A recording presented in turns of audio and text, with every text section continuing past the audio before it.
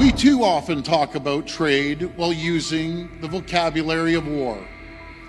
In war, for one side to win, the other must lose. But commerce is not warfare. Trade is an economic alliance that benefits both countries. There are no losers, only winners, and trade helps strengthen the free world. President Reagan continued, "Yet today, protectionism is being used by some American politicians as a cheap form of nationalism, a fig leaf for those unwilling to maintain America's military strength and who lack the resolve to stand up to the real enemies, countries that would use violence against us or our allies."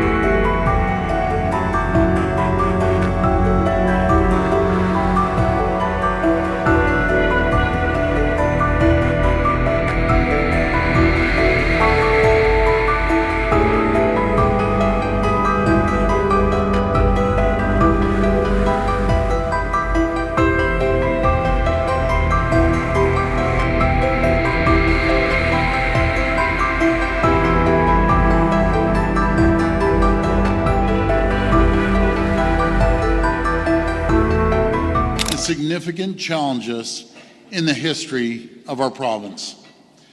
Free trade between Canada and the United States has been one of the greatest win-wins in the history of the world. It's created unparalleled wealth on both sides of the border. It's created millions and millions of jobs on both sides of the border. And it's supported unprecedented economic growth on both sides of the border. Together with the United States, we have built the most prosperous, most secure, and most successful trading relationship in the entire world. We fought side by side on the battlefields of Europe, Korea, and Afghanistan, defending our shared values. We are neighbors, we are allies. We are partners, we are friends, and we are both better off as a result. But the last few months and the next few years are going to challenge our friendship with the United States like we've never seen before.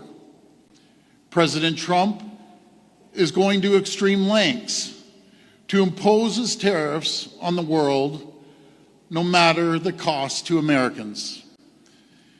US markets have lost $4 trillion in value, putting millions of Americans' hard-earned pensions and retirement savings at risk. Chaos and uncertainty are causing global investors to second-guess investments into the American economy. And if this continues, when President Trump proceeds with more tariffs, factories, floors, and assembly lines across American Rust Belt and deep in red states will close down, causing mass layoffs, the likes of which the US hasn't seen in a generation. It doesn't have to be this way. I've been clear, we will never stop working and engaging with our American counterparts to protect and enhance the most successful trading relationship the world has ever seen. I call it Fortress AMCAN. Working together, we can be the richest, most successful, safest, and most secure two countries in the world. Working together, we can usher in a new Canadian and American century. Another American president understood the unmistakable value of free trade between allies. In November 1988, the great Ronald Reagan spoke these words, and I'll quote, "We too often talk about trade while using the vocabulary of war. In war, for one side to win, the other must lose. But commerce is not warfare. Trade is an economic alliance that benefits both countries. There are no losers, only winners, and trade helps strengthen the free world."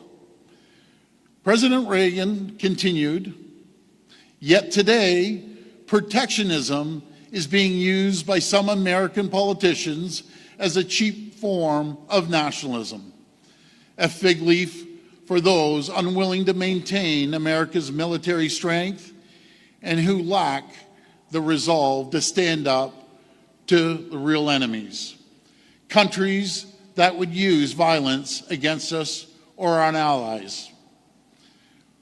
Reagan also said, "Our peaceful trading partners are not our enemies. They are our allies." We should be aware of the demagogues who are ready to declare a trade war against our friends, weakening our economy, our national security, and the entire free world, all while cynically waving the American flag. The expansion of the international economy is not a foreign invasion. It's an American triumph, one we worked hard to achieve, and something central to our vision of a peaceful and prosperous world of freedom. End of quote. President Reagan's words ring just as true today as they did nearly 40 years ago. And I know, Caroline, your father was right there with him. I sincerely hope President Trump and his administration heed the lessons of his late, great American president. But hope is never a strategy. We need to be prepared for the worst as we continue to work for the best. We need to be ready. We need to defend the progress we have made over the past 7 years.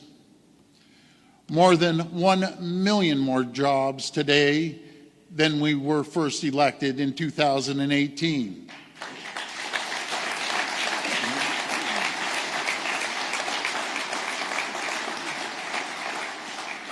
A million more jobs without ever raising a tax on people or businesses.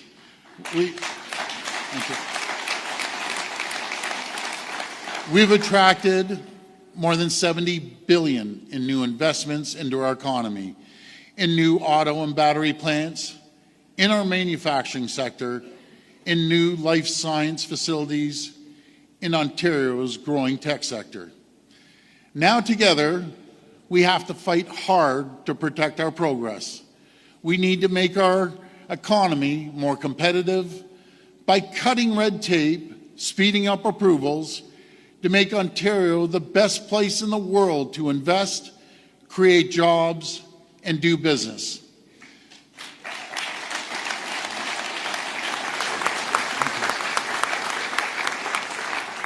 We need to develop our vast natural resources. We need to unlock the enormous economic potential of the Ring of Fire. We need to build up homegrown critical mineral supply chains, including by building out Ontario's processing capacity so we can create good-paying jobs and make Ontario more prosperous and more secure. We need all levels of government to get behind nation-building infrastructure so we can reduce our reliance on the United States and build the highways, pipelines, and railroads that will bind our country together and help businesses find new customers in new markets. In the face of President Trump's tariffs, we need to support workers by investing in skills training and doubling down on our plan to build Ontario. with new investments in roads, highways, transit, hospitals, schools, and infrastructure, so we keep our workers on the job, building Ontario no matter what. We need to do all of this because without a strong economy, we cannot have a strong province. We cannot fund the critical programs, things like healthcare and education, that families need and rely on. Friends, this is the plan we brought to the people of Ontario last month. This is the plan the people of Ontario endorsed. It's a plan to protect Ontario in the face of President Trump's tariffs and to build Ontario, to build Canada for the long term.